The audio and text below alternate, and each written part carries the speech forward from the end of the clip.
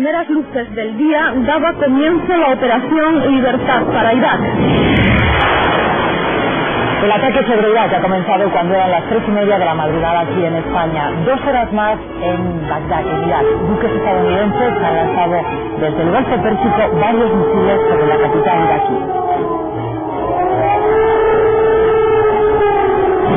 A partir de los atentados que acabaron con las Torres Gemelas de Nueva York y con la vida de 5.000 personas, el gobierno de Estados Unidos se consideró en el derecho de perseguir a las naciones, que en su opinión fuesen terroristas. Casualmente, estas naciones que el gobierno estadounidense cataloga como pertenecientes al supuesto eje del mal, son las que concentran riqueza petrolera y recursos naturales.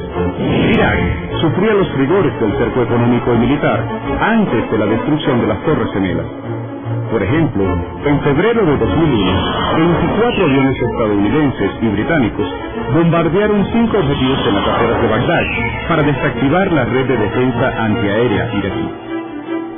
El presidente de Estados Unidos, George W. Bush, puso la mira en Irak. A fines de enero de 2002, Bush incluyó a Irak dentro del llamado eje del mal, en su discurso sobre el Estado de la Unión.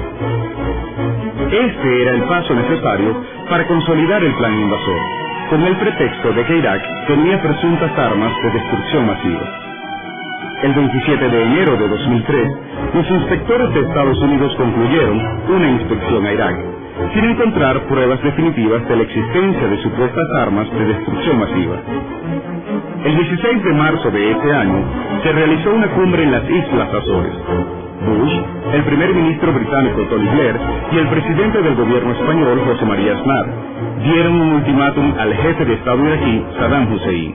El 20 de marzo, sin que la Organización de las Naciones Unidas hiciera nada por evitarlo, comenzaron los ataques contra Irak por parte de la coalición militar formada principalmente por Estados Unidos, Inglaterra y España.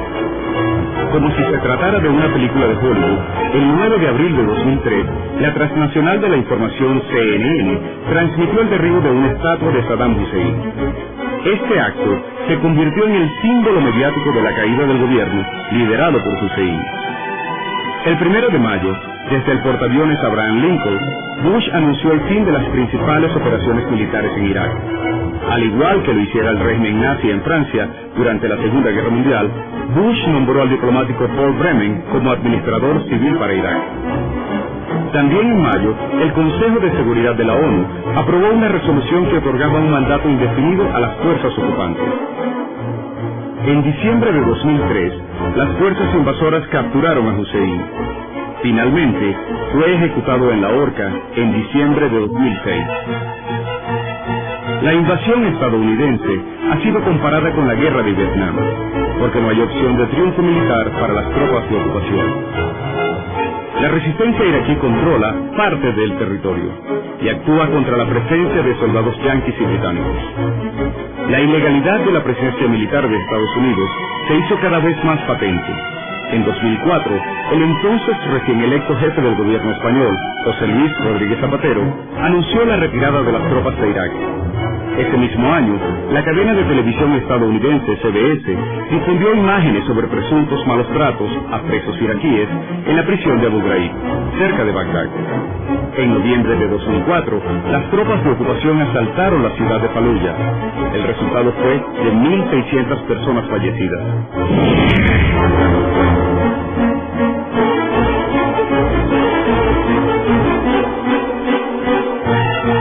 La invasión contra Irak ha estado sustentada en mentiras.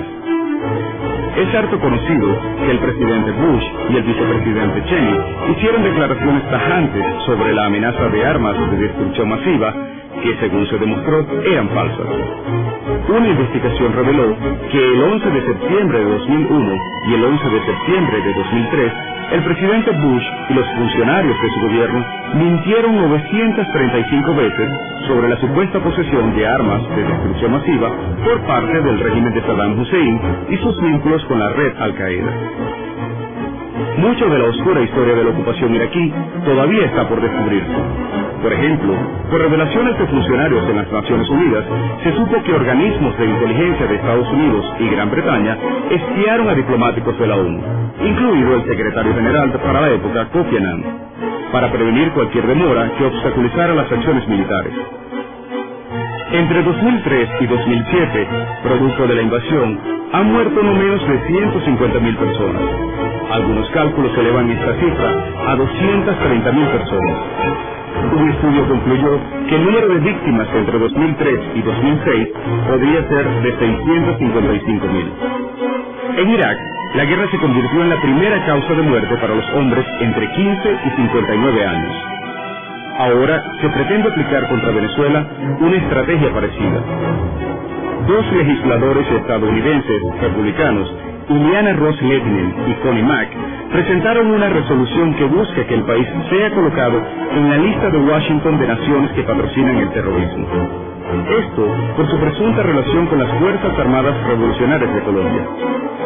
Si Venezuela es colocada en la lista, sería afectada por sanciones como la prohibición de ventas de armas estadounidenses, mayores controles a programas de ayuda económica y restricciones financieras. ¿Qué pasaría si se repitiera en Venezuela la historia de la invasión contra Irak? Estamos en un año electoral y en tanto año electoral es muy probable que Estados Unidos esté tratando de inflar la vía de la guerra una estrategia militar en América Latina, y Venezuela es exactamente el lugar más idóneo para este caso. Desde 1992 Estados Unidos creó una lista en donde incluía distintos tipos de categorías de estados: estados núcleo, estados en transición y estados canalla. Los estados canalla son aquellos estados que los Estados Unidos consideran que pertenecen al eje del mar. Desde el 2001 en adelante, esta lista se fue complejizando como consecuencia de la noción de terrorismo, que es una nueva noción que utilizan los Estados Unidos para así criminalizar tanto movimientos como criminalizar estados en América Latina y en el mundo entero. Los Estados Unidos desarrollan un despliegue de conceptos que van como de guerra preventiva, el de daño colateral, y el de daño colateral es particularmente fundamental para nosotros, porque muchas veces en América Latina se ha intervenido en el caso de la intervención de Panamá.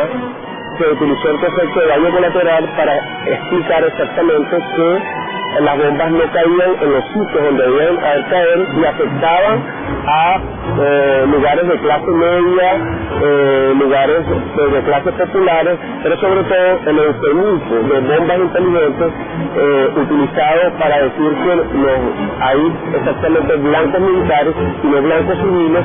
Es un eufemismo que Estados Unidos ha venido desarrollando, pero que ha tenido consecuencias nefastas. Obviamente en América Latina se ha venido fortaleciendo en los últimos tiempos una resistencia anti-estadounidense que tiene entre sus principales naciones Bolivia, Ecuador, en Argentina, Cuba, Nicaragua, Guatemala. Es probable que cualquier intervención estadounidense en Venezuela va a ser respondida enérgicamente desde América Latina.